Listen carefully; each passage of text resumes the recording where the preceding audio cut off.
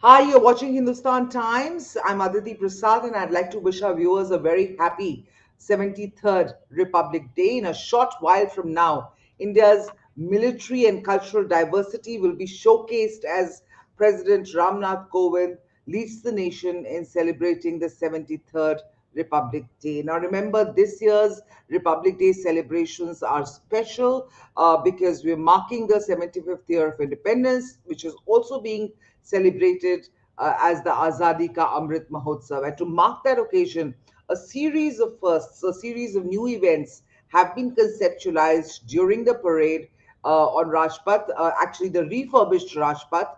Remember, the Central Vista project is being developed, and the government did try to make the Rajpath, ready for this iconic parade. And the beach. So remember, the parade also this year at Rajpath will be starting at 10:30 hours instead of the earlier timing of 10 o'clock, so that better visibility can be provided to the viewers of the parade and also of the flypast, which is something that everybody is looking forward to. Now, we will be bringing you all the live images of the parade when it starts right here on this platform. So stay tuned and watch out for those visuals.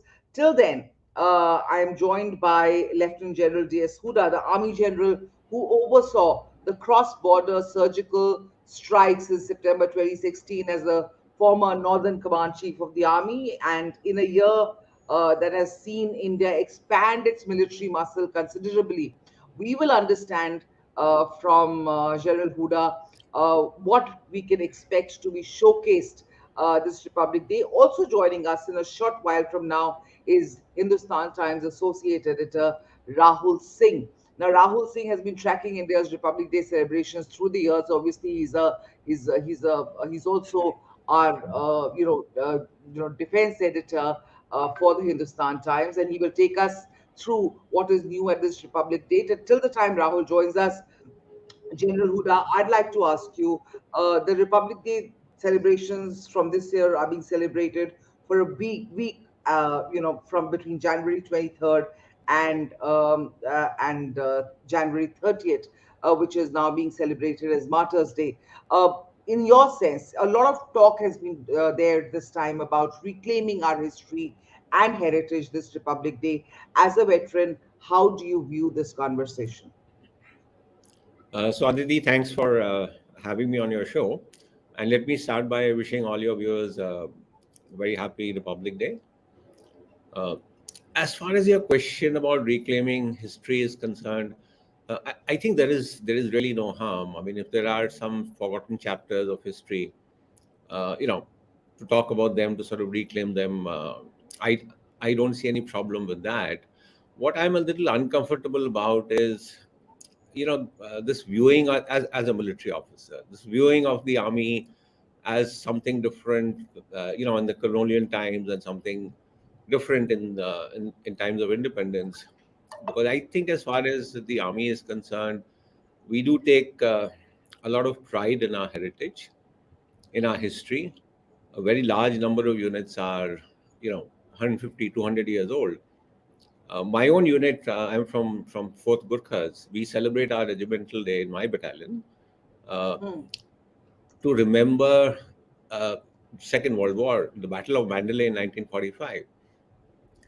Which was our battle honor. So I think to say that there was something different about the military uh, in pre-independence, and there is something different now post-independence. So I'm a little sort of uncomfortable with that. How do you, for example, look at Major Somnath Sharma, who was the Hmm. first Paramveer Chakra winner? I mean, he was commissioned in 1942. He fought in Burma during World War II. Also, a hero of, when in Burma he was mentioned in the dispatches. And post independence, I mean, he's our first Paramveer Chakra. So I think this distinction is what makes me a little uncomfortable. The distinction, the argument of the government so far has been that the National War Memorial is there now, and it is to sort of, and I'm thinking that you're referring, when you're saying what you're saying, I feel that you're talking about the merging of the flames. Uh, uh, you know, uh, the, remember just a few days ago for our viewers, the Amar Jawan Jyoti at India Gate was merged with the eternal flame at the War Memorial. Now, while the government has defended the move, saying that it was a tribute to all of India's soldiers instead of just a few, some of the veterans and even the opposition has slammed the move. So, General Hooda, I'm assuming that you're talking about the merging of the flames here. So, Aditi, I am talking about the discussions and debates that took place, when the flames were merged.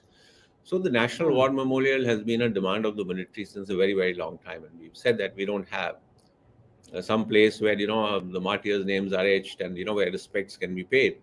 So, I think it's an excellent step that the National War Memorial got constructed. And since most of the ceremonies are now taking place at the National War Memorial, the wreath laying, etc., happens there. So I personally, didn't see any harm in the merging of the flames. Uh, I think some of the arguments around it is what I don't agree with. As I said, words used like this is the India Gate is something that is Colonial. pre-independence. It's Yes. colonial. Some words that were used that soldiers who fought at that time were compared to sort of mercenaries and things like that. I Hmm. think those arguments frankly don't agree with. Although in my personal view, frankly, there was no harm in merging the flames. So no harm in merging the flames, but some of the arguments that were used were of serious concern to you. Yeah, yeah. The Just the Padma. justification being given, I think that was not right. I mean, as I said, soldiers fight for the government which is in power of the day. Hmm, So and which is the right thing to do. I mean, in a country, I mean, you can't have soldiers who are fighting for their own personal ideologies. right. And so therefore, those arguments I said, made me a little uncomfortable. Made little sense. All right. Rahul has also joined us. Welcome, Rahul, to the show. And we are, of course, going to take our viewers through all of the things that are going to start in a very short while from now. Remember, the ceremony start at 10:05 a.m. when Prime Minister Modi will reach the National War Memorial to pay homage to our national heroes. Now, Defense Minister Rajnath Singh and the three service chiefs will also be joining him there. Remember, this time the parade itself will start at 10:30 a.m. instead of 10 o'clock so that people can get a better visibility of the fly past and the parade. Rahul, a lot of firsts are going to be witnessed this time at the parade, and we will be bringing our viewers all the live images of all the action on Rajpath, the refurbished Rajpath, may I say, in a short while from now. But till then, can you give us a sense of what is special this Republic Day? Hi, good morning, Aditi. Good morning, General Hooda. Happy Republic Day Morning. to both of you. Yes, Uh, thank you. Aditi, I say this with a sense of deja vu. Yes, last year also when we did this show, the Ladakh border crisis was on, and it was in the shadow of the pandemic, the second wave, which was ebbing then. But right now we are in the midst of the third wave, and because of this Republic Day celebrations in terms of participation of spectators have been massively curtailed. Right. On In the pre-pandemic era, you would have about 1.25 to 1.5 lakh spectators at Rajpath, showing up at the venue at 6 o'clock in the morning to get good seats. And last year, the figure dropped to about 25,000 because of COVID restrictions. But this year, we're going to have just about 6 to 8,000 people. So you'll see Hmm. fewer people at Rajpath this year. And of course, like you said, for the first time, the timing of the parade has been changed. It's been pushed back by half an hour. And the reason for that is that January 26th is usually, the mornings are foggy and it takes time for the skies to clear up. But today seems to be a very, very, very good day. It's visibility seems to be good. And Yes. pushing back the time by half an hour is mainly the main reason for it is that people should be able to enjoy the flypast, which is the highlight of the parade. And this year, the flypast will be the biggest and the largest ever, with about 75 aircraft participating in the air show. Now, these aircraft which are taking part in the show not only represent the growing combat potential of the Indian Air Force, but they will also kind of recall some glorious moments from the 1971 war, like the Tangale airdrop, like the Meghna operation, events which kind of turned the course of the 71 war and hastened the fall of Dhaka in the eastern sector. Hmm. Apart from that, there's been a lot of buzz about the new, the army has just shed its decades-old battle fatigues. So we'll see a contingent of soldiers sporting the new battle fatigues, which are in a digital pattern and which had been in the works for a very long time. And so it's going to be an interesting lineup of events. When I was setting up my laptop, I was watching the two of you on TV, and you were talking about the National War Memorial.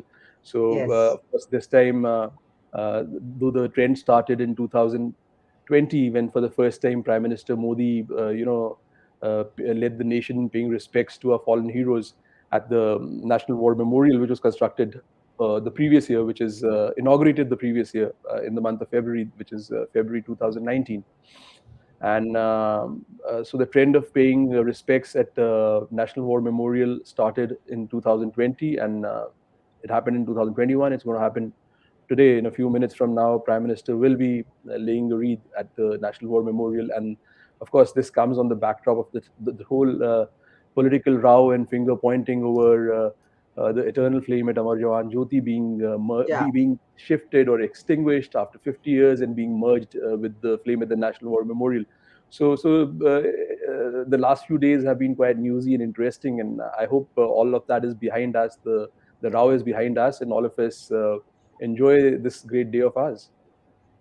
Right, and that is not the only, that is not, frankly, the only row that erupted over the last several days. There was also, Republic Day celebrations over the last few days have also been overshadowed by the political tussle over the state tableaus, because uh, and of course the Netaji Subhash Chandra Bose statue, which has now been a hologram statue has been put up at India Gate. And I really want to talk to you, General Hooda, since you were talking about the Amar Jawan Jyoti being merged, and you did not like the narrative that went out with it. Although you said you're okay with the merging of the flames, and that's all right. But I want to also talk to you about this when I was talking about a lot of talk about reclaiming our history and heritage.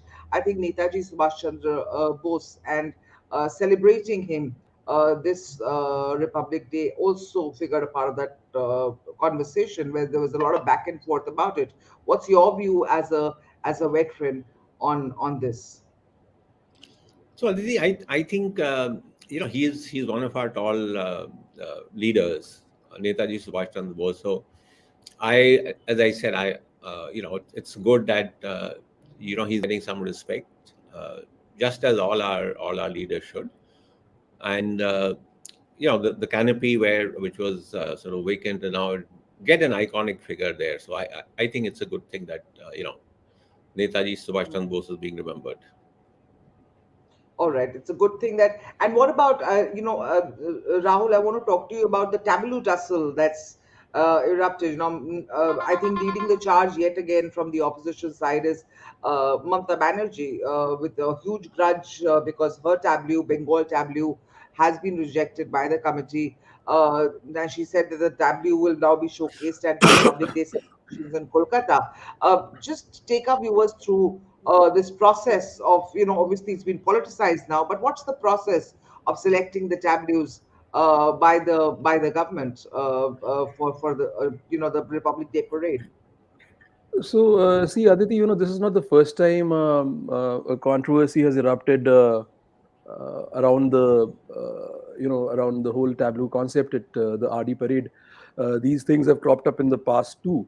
This year we'll have about 25 tableaus in all, which include 21 from different states, UTs, and government ministries and departments, and the remaining contributed by the Indian Armed Forces, Army, Air Force, Navy, DRDO. The selection process of these tableaus is very, very transparent.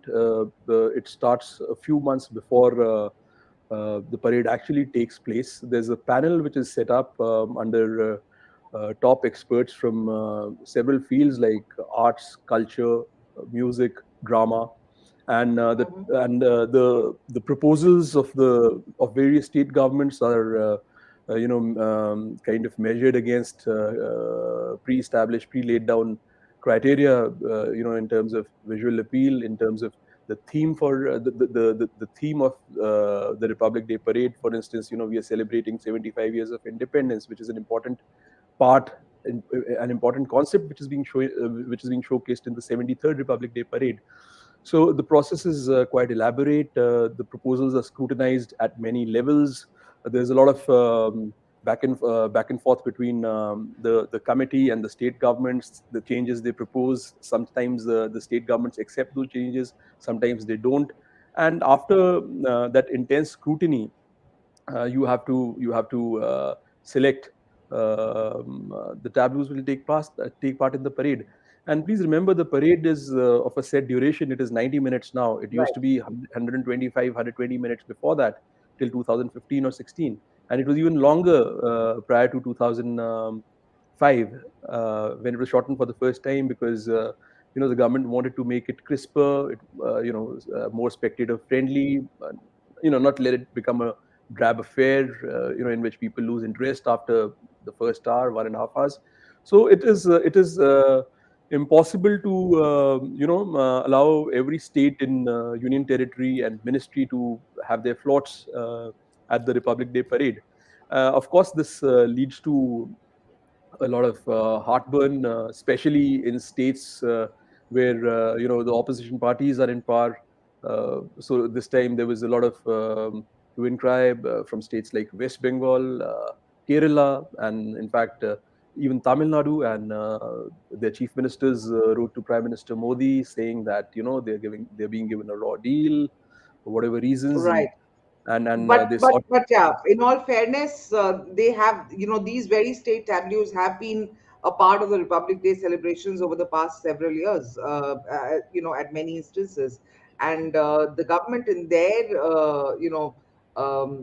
justification for this, I think the defense minister had even written to all these chief ministers, pointing out that this is not a decision taken, it's not a political decision. It's a thought out decision, as you were pointing out, by a committee who's taking those decisions. Yeah. Yeah, see, I certainly think, because I don't think it's really it should not be seen as a government versus us versus them kind of a thing. Now, if you look at the floats or the tableaus which are there in the parade this time, so they're represented by about there are a dozen states, including Punjab, and we know the kind of equation the center and the state government have as of now, and the kind of things we've seen happening over the past several months. But Punjab is very much a part of the Republic Day parade, and the theme its theme is Punjab's contribution to the freedom struggle. So I think it's best we don't look at everything through a political prism. But the Right. beauty of a democracy is that these things happen, and we should ensure that they don't go beyond a point, and everybody is able to make their point, and we should be able to move on. Right. And let me bring in General Hooda, because I think in another 10 minutes from now, the Prime Minister is going to reach the National War Memorial, and we will bring you live visuals of that. He will be joined by the Raksha Mantri and the three service chiefs when he reaches the War Memorial to pay homage to our fallen heroes. But till the time that happens, I want to go across to General Hooda and ask him. This has been a very important year as far as strides in India's defense preparedness is concerned. A lot of people are looking forward to what is going to be showcased this Republic Day. Some of it has already come out in the media. Can you sort of talk to us about India's defense preparedness over the last 1 year and what we can expect showcased during the parade? So, Aditi, in terms of India's defense preparedness, I think one major change that has taken place over the last year and a half has been, renewed focus on the line of actual control, which defines, the sort of de facto border between India and China. After what has happened with the Chinese incursions in eastern Ladakh, uh, there has been a switch. Our traditional focus, our greater attention was towards the Pakistan border, and Right. that is now shifted. So we are seeing uh, greater deployment of forces. We are seeing more modern equipment. We are seeing, for example, our border surveillance architecture, etc. Uh, on the border is being significantly improved. So to me, that is a change that was required. It was long felt, and now that it is actually happening, and our military focus is moving towards our northern borders, uh, that is one significant shift, that has happened. In addition, we've in the last couple of years, we're getting much modern equipment in terms of, the Rafales are coming in, the S-400 have started coming in. There is a push towards, indigenization and, Atmanirbhar Bharat, Make in India, and defense production. These are things that have sort of taken center stage in the last year and a half or so. You talked about two separate things. One is, of course, yeah, the shift of focus from Pakistan to China as far as the defense focus is concerned, India's preparedness is concerned, and the second about Rafales and Jaguars.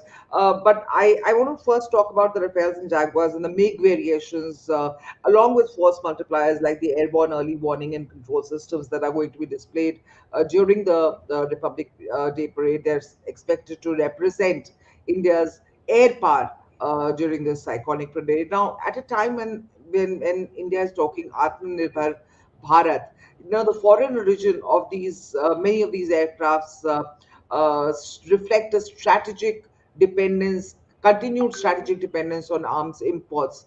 Uh, uh, I'd like you to sort of tell us, because this is very intriguing. When we all every I think every day we listen to Atmanirbhar Bharat, and we're still dependent. When we're showcasing our military might, it's still the Rafales and the Jaguars. So Aditi, we we also need to be practical. I mean, we were uh, the world's largest importer of arms. Right. So to suddenly feel that we can completely switch, to indigenization in every area is going to be difficult. So I think what India is doing is, taking sort of modest steps. Frankly, Aditi, the civilian defense industry is also not geared up as of now, and not so advanced that they can produce high technology major platforms like aircraft, etc. And that is why this, you talked about this renewed dependence. But I think if you look at how the government is moving, and they're taking steps, for example, they have banned the, import of certain types of military equipment, and saying that we need to give it an indigenization push. It is something that is required. Frankly, if you want to look at a strong advanced military, unless there is a strong defense industrial base, I'm afraid we will remain dependent on other countries. And frankly speaking, uh, the other countries are not going to give you their cutting edge technology, military technology. Right.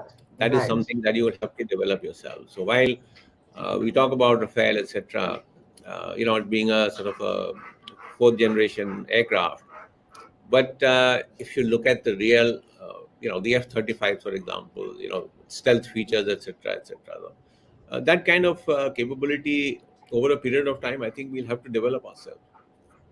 Right. In that context, do you believe that maybe we should have also showcased the Made in India light combat aircraft? It's I think that's going to be missing from the fly past. Rahul, you might have more information on that than me. Yeah, so Aditi, if you remember, the Tejas light combat aircraft made its debut at the Republic Day parade in 2017. But it's not taking part in this year's parade.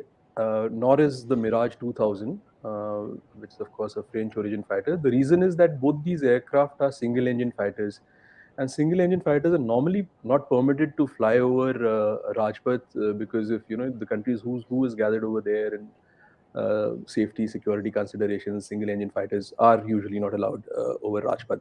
Except for when they take special clearance, like as it was in the case when the Tejas flew in 2017. So of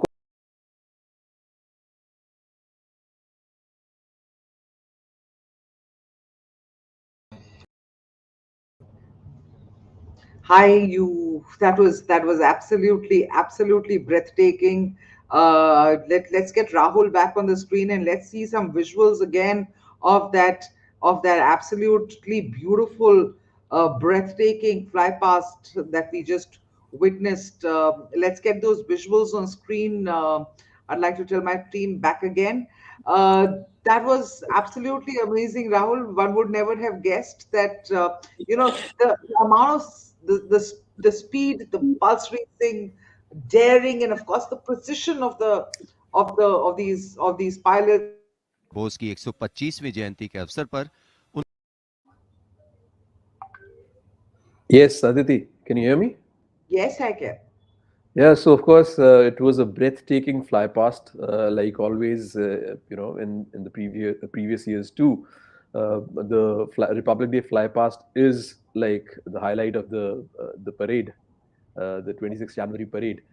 And today we saw some unique shots. I mean, we saw shots we saw ground shots, we saw cockpit shots, we saw aerial shots like the ones we're seeing right now. These helicopters flying over Rajpath. These are elements which we've never seen before at the Republic Day parade. So yes, indeed, it was a very unique fly past, and I think people like us who watched the parade this time on our television screens because of the pandemic, because of the restrictions, have had the chance of looking at these great shots. But remember, this time what the defense ministry did was they installed 10 huge LED screens at stands along the Rajpath, so that people who are attending the parade could also watch some of these lovely images, and some of these really breathtaking images. Right. I'd like to, sort of come to you, General Hooda. I mean, the kind of precision that's required for this. Rahul spoke about the restrictions and the shadow of COVID on these Republic Day celebrations, but the number of moving parts that go into the planning of a parade of this kind, especially in a pandemic year. The full scale of the Republic Day parade was really witnessed despite of all that. Your take on the celebrations this year? So I was Aditi very very impressed. I think everything was perfect in my view. The marching contingents.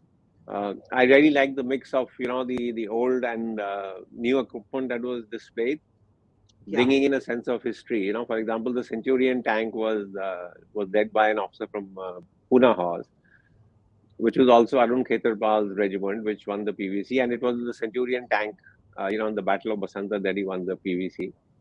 So I Hmm. really like that mix. The tableaus were beautiful, and I thought the dances at the end were outstanding. I mean, really, really, very, very good. And of course, sort of the icing on the cake was, the fly past, which requires enormous precision to. Udan By the air power on display and by this uh, the fly past. I mean, I think everybody in the country is absolutely smitten by that. So I think just take us through some of the formations that we witnessed, and how difficult it is to perform these feats. So we know, Aditi, that about 75 aircraft were part of the fly past. They included Rafales, Sukhois, Jaguars, MiG-29Ks, the P-8I maritime recce aircraft, a variety of helicopters, including attack helicopters, transport helicopters, Mi-17 V5 utility helicopters. There were different formations. The parade concluded with. So it was. I think it was quite an impressive air show. And like you said, and General Hooda pointed out, a fly past of this nature involving so many aircraft, though it's taking. Uh, Yes. and when he talked about the Centurion tank on Ishwari Khetarpal received Arun's PVC from President VV Giri, and Arun's brother Mukesh and his father, they were sitting in the stands and watching Mrs. Khetarpal receive her son's PVC posthumously. So so he was saying it's been 50 years, but still these images make him and the family numb and also very, very proud. And over the years, and not just the Khetarpals, I mean, the kin of our great fallen heroes, they can very easily connect with the awards which are given out on the Republic Day. So only the highest awards are given out on Republic Day, the Paramveer Right. Chakra, and its peacetime equivalent, the Ashoka Chakra, which was given to an ASI from the Jammu and Kashmir Police today, ASI Babu. When he's attested or commissioned, he takes a vow to protect the Constitution, and so I think this is something that we need to remember what our values are. What does the Republic mean to us as people? What should we cherish about this country and our Constitution? And I think if we can keep that in mind, that's the best way to, I think, pay respect. All right. Thank you. Thank you for joining us for this broadcast, General Hooda. Thank you, Rahul, for being with us here today. And thank you, viewers, for joining us for this broadcast. We come to an end now. Wish you a very happy 73rd Republic Day and have a great day for the rest of the day. Thank you. Thank you, Okay, Aditi. bye bye. Okay, Thank Rahul, you. bye bye. Bye, sir. Good to see you. Bye.